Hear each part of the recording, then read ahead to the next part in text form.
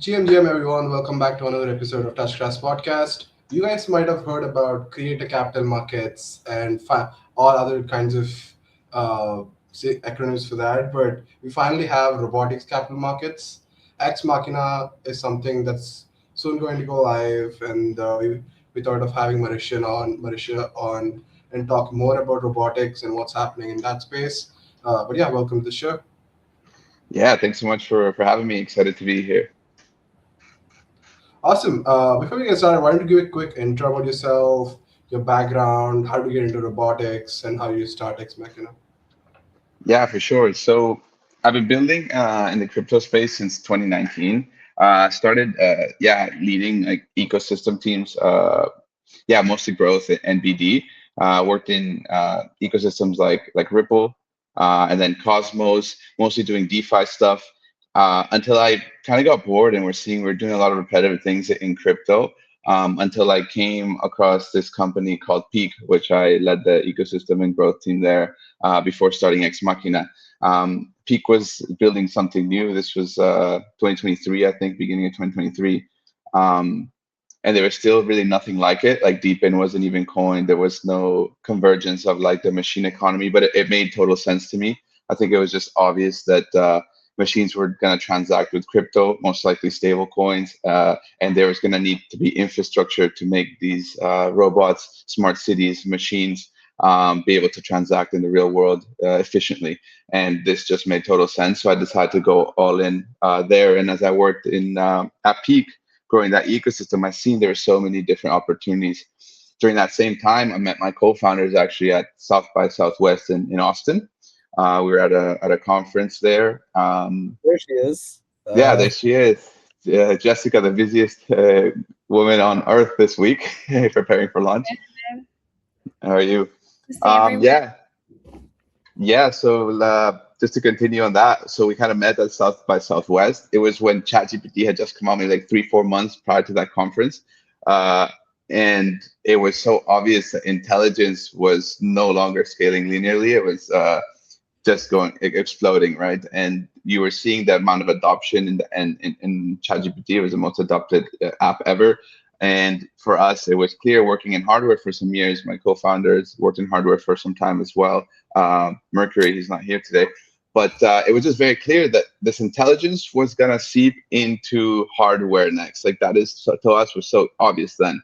It wasn't so obvious to everybody back then. It was a bit hard when we started. People thought it was too early and so on. But I think the consensus is kind of changing now, especially when you see demos like we saw with Figure a couple of days ago and so on. And that's when the idea was born of Ex Machina, really. It's like we need to go all into robotics. And the first problem we came across is like, let's invest into these companies like ourselves. How do we do that? And then we saw it was pretty much impossible unless you had a couple $1 million to throw around here and there. So that's when we said, hey, like this is what we have to build. We might be premature now. It was like, yeah, this was late 2023. Um, we might be premature now, but I think other people will want access to this in the near future. And that's when the concept of like how do we make like an open system to open up these like robotics capital markets to the public, right? And that's how we were kind of born. I don't know if you want to add anything, Jessica. No, I think you covered it. Yeah, I think Mauricio saw the vision right from the start. And when he presented me with the idea of Ex Machina and what he wanted to achieve, it really was like early days in robotics. And so it's like you could imagine it, but you were kind of like, nobody else is doing this yet or focusing on this. But we believed in him and his vision, and we could see that as we delve more into it, that these robotics companies were building behind the lines. It's not often that you weren't really seeing it across social media as much. I mean, a lot of these companies don't even have social media, so it really was early days, but we knew it was eventually going to blow up, and so we stuck with his vision, and here we are, almost 3 years later, and what we're seeing today is just wild. I Yeah. mean, the just to Yeah. add, the vision did kind of change a little bit. It was broad robotics, but then Jessica and Mercury we're very adamant about embodied AI and like the humanoid form factor. Maybe Jess, you're an expert now. You were a big part of why we just had to go all in to be like, it's always better to be focused on one thing and do it great than be broader, right? And then maybe Jessica can touch on that before we. Yeah, our other co-founder, Mercury, he was very adamant on the humanoid. And the more that we were like looking into these companies, we figured that there was such an opportunity with the humanoid itself. Like we were also looking at, I think it was autonomous farming and, autonomous vehicles and, so many other robotics that are out there. But the humanoid made the most sense to us because it's like, I mean, we live in a world built for humans, and so it was just so much easier. It's so much easier for a humanoid to adapt to what currently exists than having to change everything to adapt to these new models. And the more we delve into it, we just knew that the humanoid was so obvious, for many reasons, which we'll go into as we progress with this chat. But yeah, I think the vision was there, and they're so easy to integrate into our everyday lives, whether it's work, whether it's the home. I mean, there's so much data for them to learn off as well because they're learning off us essentially. And so we just knew that this specific, robotics platform was going to scale much faster than some of the others that we've seen. Yeah. And I think, Mauricio, like, especially if you look at the timeline, like from a layman's point of view, like mine and KG's point of view, I think in terms of progression, we saw the marathon humanoid. I've been seeing the Michael Jackson humanoid on the timeline recently. I think that's awesome. We've also been seeing the neon bot sort of doing home stuff as well. I think just sort of deep dive into that, just to sort of come back to like XMAQUINA. I have like two questions here. Obviously we can talk about robotics capital markets and what that means and what you guys are trying to push. The first question I have is, how did you come up with the name XMAQUINA? Is there a story there? Yeah, there is. I guess Jess, you want to take that one? This actually comes from the movie Deus Ex Machina. Deus Ex Machina. And I think Mauricio's more behind the name, and we kind of liked it because it just made sense. I don't know if you've seen that movie, Ex Machina, where it's like this cool humanoid woman and she takes over the world. I think in the end she essentially kills everybody, but the idea was... There's also the Latin phrase meaning from God from the machine.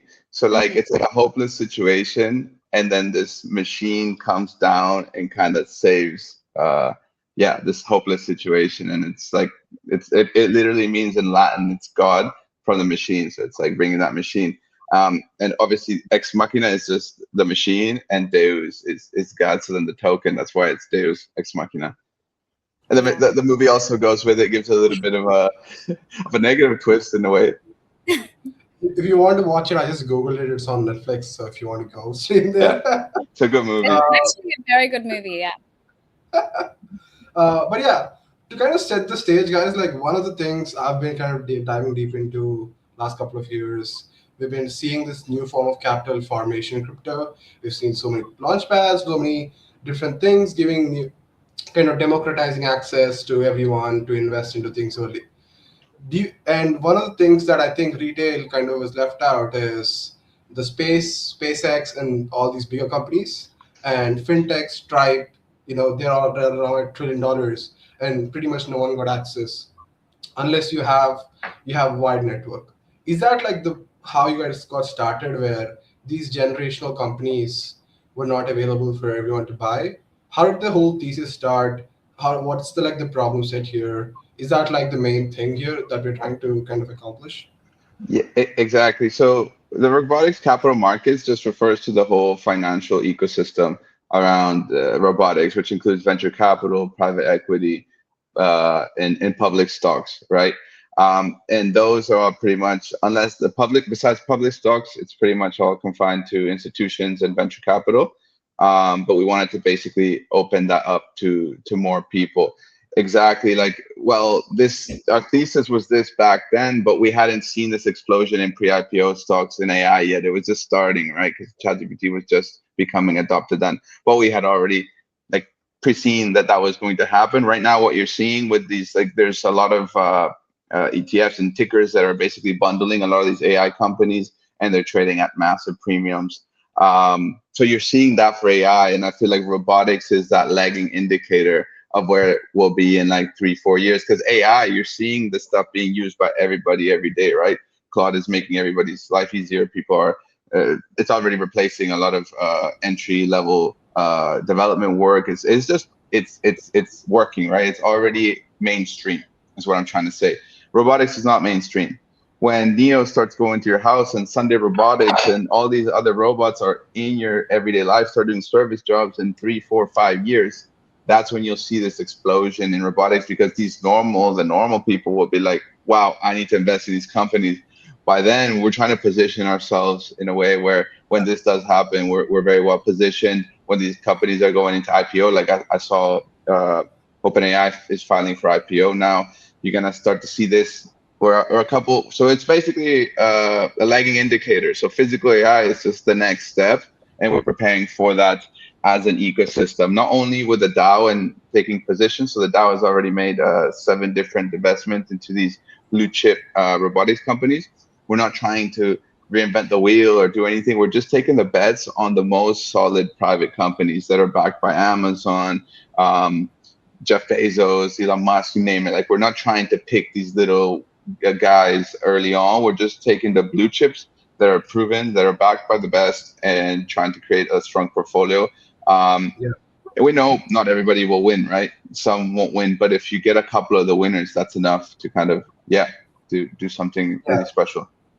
I think, like, for comparison for people in the audience, like AI, some of these new models, the replacement so far we've seen is SaaS companies getting kind of one-shotted with AI and stuff. But with robotics, you are kind of attacking this 100 times, 1,000 times bigger market, that is the service industry, right? So it's much, much bigger in terms of like the scale is becomes something we can't even describe. Uh, but for our audience, Mauricio, like, is this something new, right? Like a fund of funds, a company going and investing and offering that access to, the crypto retail investors and whatnot. Can you kind of explain how the structure works? Like, what's a fund of fund? How's the issuance happen of shares and stuff like that, or tokens here? How does that work in general? Yeah, so we're not a fund. We're a DAO, and we're structured as a Marshall Islands DAO LLC with a Cayman Foundation, which kind of holds the equity. So we try to for this system to work. It was very key to have sufficient decentralization across the board, where there's not like a group of people, like even founders, can control everything, because then it does become a fund, and then you need accreditation, and you need that. So we basically need to give control and put it all in the token holder's hands for this to not be seen as a fund. So basically what we've done is, from the start, the legal structure is a Marshall Islands DAO LLC, which is actually governed by the token contract. So that can remove directors and can kind of do everything. And underneath that is the Cayman Foundation, which is a more common structure that you would see in equity deals. A lot of funds and so on are structured in Cayman. So when we make an investment as a DAO, we're not coming in as this weird DAO LLC, because probably won't be approved on cap tables, etc. So then that is underneath. And then this contract, you could, like, essentially the DAO could vote to remove any director or any changes to this foundation, but not the directors themselves, So it's the most decentralized structure from the start. There's actually a case study published from Aram Law, who kind of helped structure this. So if you want to look into that, you can pretty much Google that. And then secondly was these public auctions that we did from the start of 2025. January 2025 was our first public auction we hosted. We had 5 across the year, and they all basically sold out. What's a public auction? It's a Genesis auction, we called it. It's essentially where you swap USDC for a Davis token, and you fund the DAO with capital. And then with that same token, you're basically voting on how we deploy it. And we had this limited governance pre-TGE. The tokens remain non-transferable, but the people that participate in the auctions have 33% of those tokens technically liquid, so claimable, but not transferable. And they're voting with that. So as we did these auctions, we were already doing all of these governance proposals. We were doing research reports, and people were reading into that. We're having forum discussions. And then people were voting on where to deploy capital as we did these. So the next auction, we would basically use up all the capital from that auction. Then we would host the next one. So we kind of did it inverse, right? Most people just raise a bunch of money and then they start deploying. We started small. People didn't know, believe in robotics. So then this started kind of changing as we went, and we started raising more and more capital as each auction went. Luckily, they all sold out, and now we're going into TGE with a decent treasury.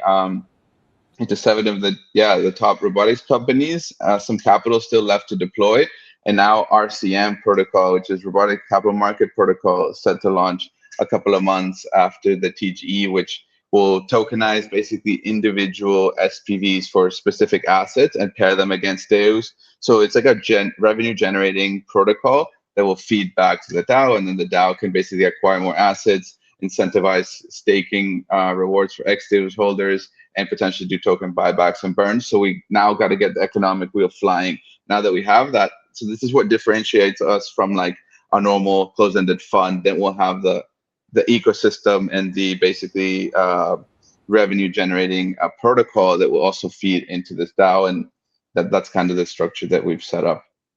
That makes sense. And Mauricio, like one before we get to the protocol side, I think the way that it sort of ties together is really elegant, and we haven't seen this in DeFi yet in terms of like RWAs, I'd like to call it. When we talk about like these AI companies and these private deals, like these deals are like extremely competitive. The brokerages on these deals are extremely high. Is it not the same case with robotics? Like, how does your team source deals? Is there like a funny story on how you guys source deals? Like any hiccups along the way? Like anything you want to share with the audience? Also, considering the recent, I don't know, this thing went viral on Twitter where someone was selling SPVs through SPVs, Anthropic stock and stuff.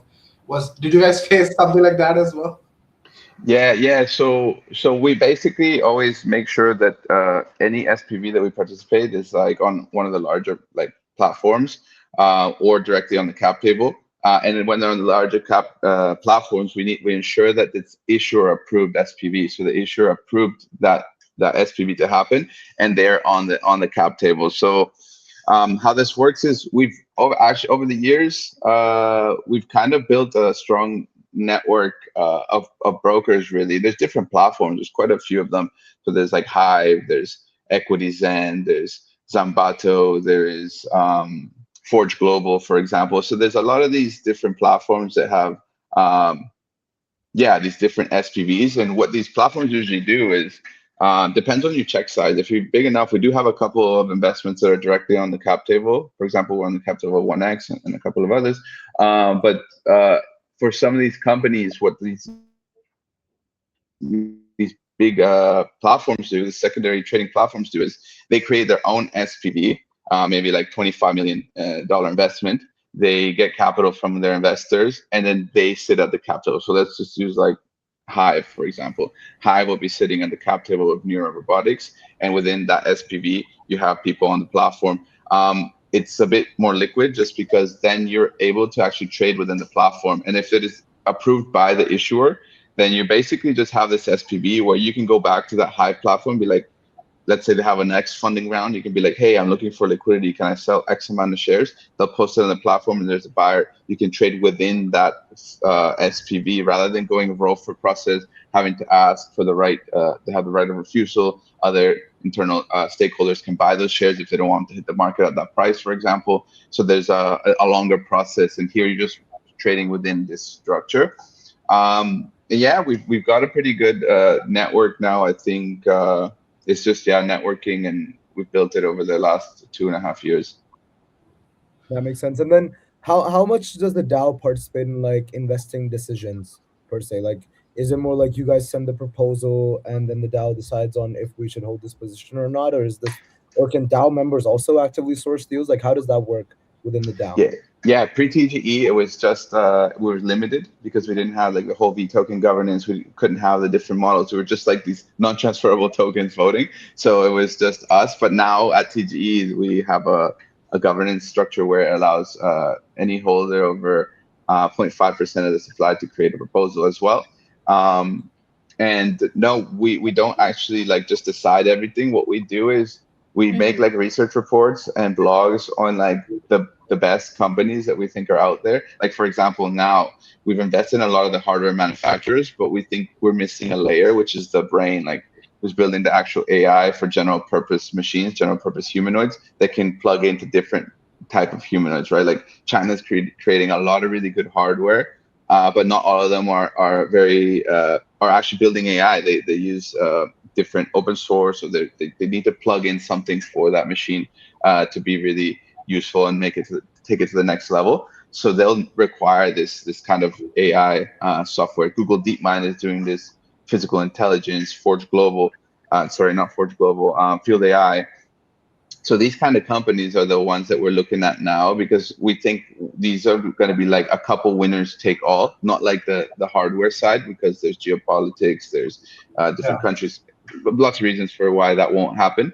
But these, it's like if you capture a lot of machines, then you have all the data, then your models just become so much better, and then it's just not a competition. So there'll be a couple of these guys that kind of win the race. So I think we should have a position in those. So for example, we now do a report on all these different companies. We posted about all of them, and then we do a weighted vote. So a weighted vote is not like to make an allocation, but then people basically decide, hey, between these three, here is the reports, read into them. Which ones should you guys think we should prioritize on like sourcing and allocation?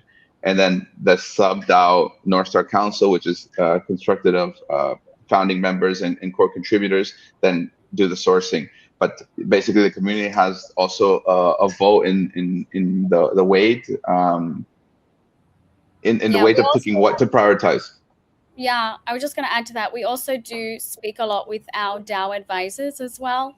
And so the initial ideas do come from us, our team, just from the research and what we're seeing every day. And then just to add on what Mauricio said, then it involves, the weighted vote. We propose it to our DAO advisors. Everyone has kind of talks amongst themselves, and then we come to that one allocation that we propose for a vote. Yeah. So it's definitely like a whole team effort. It's not just us like picking the best the one, because sometimes we are biased. Like we tend to fight within ourselves as well of like who we think's the current top contender. And so yeah, we definitely need even internally we don't agree. So it's like let the DAO decide, you know what I mean? Like for example, an example is Mercury, our other co-founder. He's very bullish on Figure, but I was like, it's overpriced. And he's like, no, this is gonna be the winner. And then we like have different opinions. So then even the amounts, we decide and see what the community kind of feels.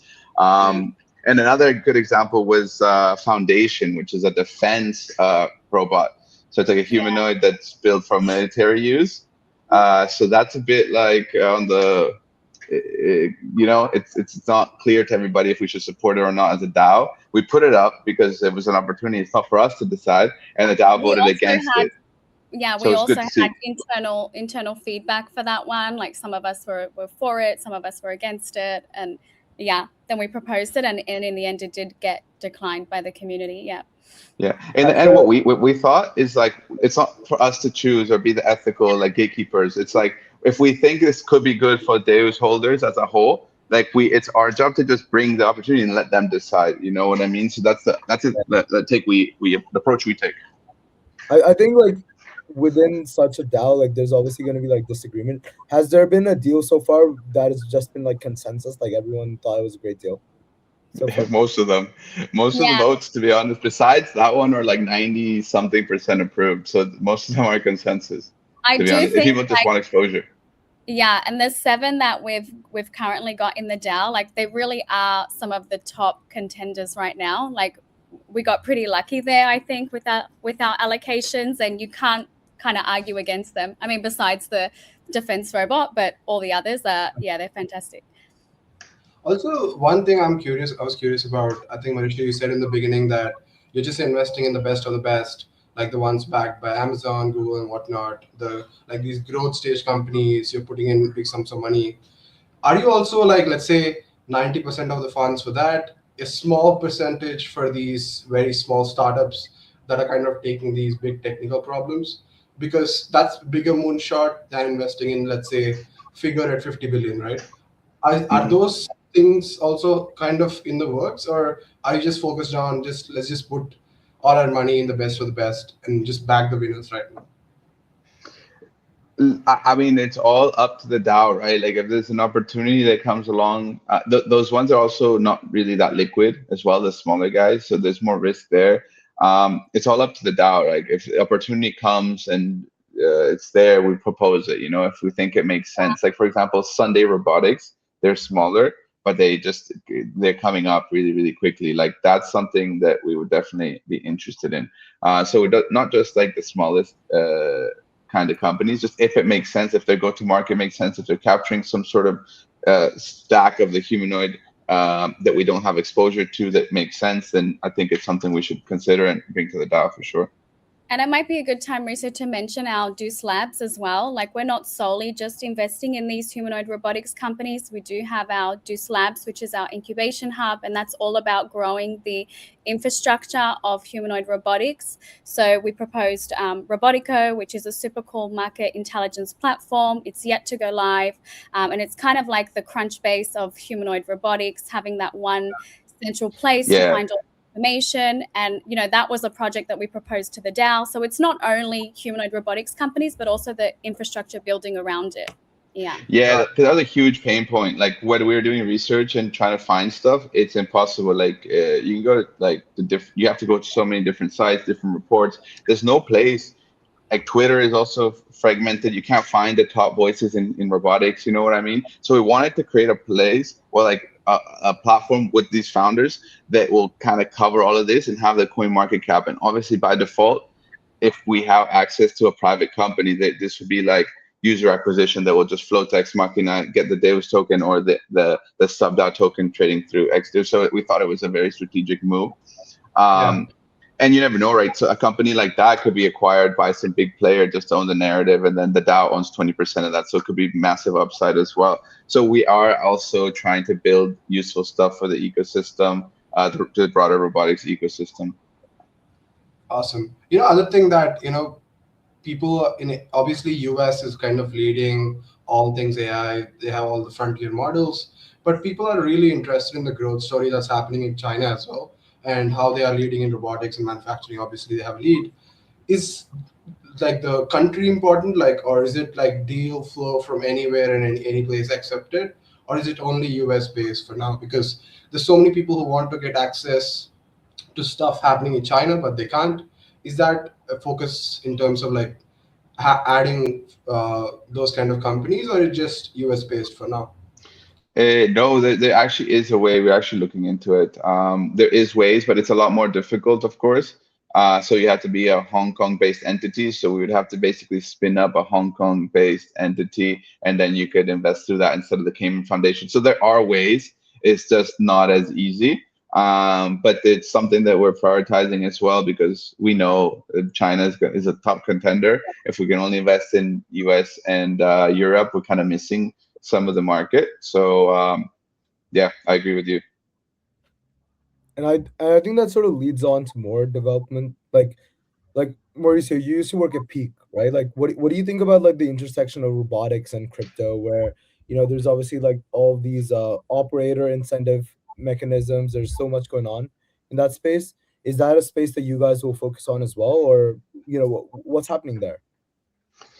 Yeah, I strongly believe that's the right way to build an open machine economy. If we don't do these kind of models, like let's just use an example for like the viewers to understand. Like let's use the Teslas, right? The autonomous Teslas that are driving around Austin right now. There's no more drivers. There's no more taxi drivers, right? Those are all owned and operated by Tesla. If they become the top, basically, taxi service in the US, they're going to control that whole market, and it's a monopoly, and it's all that wealth is being concentrated. Instead of having all the drivers earning a salary, now it's just all that is just one company. So I think we have to build models where people can plug in their machines to existing systems. Maybe you pay like a service fee, like you pay, I don't know, let's say 20% of all revenue to the company who's managing and putting you into that system. But we got to create an open machine economy. If not, we're going to have a lot of problems, and it's going to turn into universal basic income rather than universal basic ownership. I think universal basic ownership is much better. where instead of them giving you just money, it's like you're able to acquire some of these assets that are working in your city, in your community, and still be like kind of sovereign and have your own kind of ownership. We don't want to own nothing and be happy. Yeah, I think crypto people follow what's happening in AI a lot. They obviously every day there's some breakthrough. It feels like, uh, but one thing I haven't seen that much. We'll talk about Andrew Kang and what they're doing, and maybe kind of find context there. But one thing I want to learn is what's actually happening in robotics right now, right? Like we see these funny videos on the timeline, someone kicking a robot and it's stand up. Some robot in China dancing on the concerts. But what's actually happening over the last 2-3 years? Like for example, with the frontier models, we have seen the reasoning improve so much. We have seen it do a lot more things, one-shotting it, how we're calling it right now, right? What's that kind of step function that people should know about in robotics? Do you want to answer this? Do you want me to jump in, Yeah, Jess? I think the key areas are humanoid foundation models. There is so much going on in robotics right now, and we like, yes, you'll see the dancing robots and these kind of things, but what's also happening is there's these very large companies, like we're talking Amazon, Mercedes-Benz, BMW, Toyota, that are piloting these humanoids already in their warehouses. And I think that's one thing to note, because it's like, they know, it may not be fully commercialized yet, but there are a lot of pilots happening behind the scenes. And so it's like we're getting to that real world deployment in factories and warehouses. There's also people building the hands and the brains. It's not solely just the humanoid systems. We're at the point now where we're looking at battery efficiency. It's like, okay, we know that these robots can do these performative tasks and movements. That's not a question. The next question is, okay, battery performance, safety standards, and how can we get them deployed and into real environments, into homes, into warehouses, logistics, and so forth. Mauricio, I don't know if you have more to add to that. Yeah, I think the main blockers are like data, and one of the approach a lot of these companies are taking is remote teleoperation. So like Neo from 1X Tech and Sunday Robotics and so on, they have like remote operations for when the robot crashes. Like somebody will be able to access. Neo will actually be able to see. So Sunday has a really cool go-to-market where they only can capture the hand stuff around it. So it's quite cool. But that's how we're kind of solving it to kind of get that data, because we don't have the AI doesn't have the physical world data yet, so we need to get that. And that's teleoperations is how we're going to get there. So that's one of the main blockers. And I think another thing is the actuator cost. Actuators are very expensive and robots need a lot of them. So that's where most of the cost goes when you're building a humanoid. Getting that kind of dropping down in price over the next couple of years will be key for like adoption, right? Especially home robots and stuff like that. So it's similar to the GPU stuff. Like, is that a good comparison? Is Yeah, that like limited that's right like now? yeah, that's like what a limiting factor. Yeah, obviously the GPU will be required for the brain and so on, but yeah, it's just a part that's very expensive to build, and it's not scalable you can't build really good cheap robots yet because actuators are very expensive, basically. Yeah, I think there's a lot of like back and forth on the time. Like I think Mark Cuban gave the statement on TBP, and he said that the home robot has the custom, like the homes are gonna change. I don't know. But Mauricio, Jessica, this has been awesome. I know we're getting to time. I have like 2 more questions. KG did mention Andrew Kang. I think Robo Strategies announced that on Wednesday, I believe. What did you guys think of that? Is Robo Strategy similar to XMAQUINA in a way? Do you guys believe? I know he did make the comparison to Strategy and Sailor in Yeah. the post put out. What do you guys think about Robo Strategy? Yeah. We really like Andrew Kang and Robo Strategy. We spoke to him early on, like maybe 2 years ago when we started building this. So yeah, we exchanged notes, and we both seen that this was like kind of obvious, right? And basically, yeah, I mean, I made a tweet about this the other day, but I think it was as of May 16th. Since we're preparing for launch, I haven't been looking into the price of Robo, but at the time, like basically their NAV was at 400% premium, like 5x, multiple of 5x to NAV, which is a really strong signal for DAOs. Basically, but the difference between is that a closed-ended fund, right? So they basically have that, and it's just the bucket of shares of the different companies, and that's what you're trading. And it's the NAV, depending on the premium that people are willing to buy it at, right? The difference between DAOs is that the NAV exposure is only part of the ecosystem, right? We have obviously the ability to govern the fund and the capital formation. We also have the RCM protocol, which is going to be a revenue generating protocol that is going to be allowing you to tokenize and trade these asset specific sub DAOs. So you can think of, if you just want to trade 1x, so that'll be paired to DAOs, sort of like Virtuals does against the AI agent when it's Virtuals and then the other token. We'll do DAOs against whatever that other SPV, figure, 1x, etc. And then the trading fees there accrue back to the DAO, and then the DAO can then make more investments and so on. So it's like a growing economic flywheel rather than just like a closed-ended fund. So that's what differentiates. And obviously we're the crypto version, so it's a bit different in that sense. We're not like the NASDAQ. So basically closed-ended exposure is trading at a high premium. And then we're building open market infrastructure that can compound on top of that. That makes sense. Have you guys or any DAO members requested exposure to bot in the XMAQUINA DAO so far? Has that happened? Yeah, I actually brought it up with my other co-founder Mercury, but since it's publicly available, we were like contemplating it. It's like, since it's publicly available, anybody could go buy it too. So is it that much of a value add because they can just go buy it? What do you guys think? Like, do you think the DAO? I mean, we could put it up for a DAO proposal, right? Or a DAO, like just a weighted vote to see what they think. Like maybe a little bit, it wouldn't be bad, right? But people could just go get it themselves as well. I'm guessing that you guys have certain overlap. I'm guessing that in terms of assets that you own, in terms of good is one. Uptronic. Yeah. So I think there's overlap, and maybe the ones you don't have, you can just go out and get them. But yeah, I think right now it's just hype because Kang is a little CT celebrity in the olden days. Cute CT celebrity, dude. Like, Cute. yeah. But yeah, Mauricio, Jessica, this has been really fun. The last question I do have, obviously I already know this, but when is TGE? How are you guys thinking about it? What does the next week look like for you guys? Yeah, we have a super crazy week coming up. TG is the 27th of May, so it's next Wednesday, I believe. We're very excited for this. I think our team has worked so hard over the last 3 years, so it's a huge milestone for us. We're working around the clock these days. Mauricio's actually got to jump to another call right now. So it's, fully fast pace, but, we're very excited and well-deserved for the team. Jessica needs a holiday after this. She's been struggling lately, but it is what it is, right? Like sometimes it's what we signed up for as founders, right? Can't complain, just got to push through it.